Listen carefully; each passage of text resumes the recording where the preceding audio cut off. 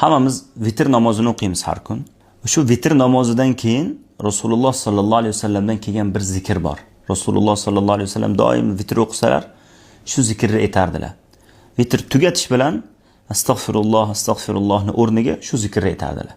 Ubay ibn Ka'b radhiyallohu anhu rivoyat qilgan hadisda Rasululloh sallallohu alayhi vasallam vitr o'qiganlaridan keyin Subhanal malikil quddus deb 3 marta aytardilar.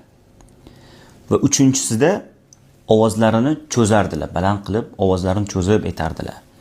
Ya'ni Subhanal malikil quddus, Subhanal malikil quddus, Subhanal malikil quddus deb ovozlarini cho'zib aytardilar. Biz ham shu sunnatni o'zimizga odat qilib olishimiz kerak. Rasululloh sallallohu alayhi vasallam yana bir sunnatlariga amal qilgan bo'lamiz.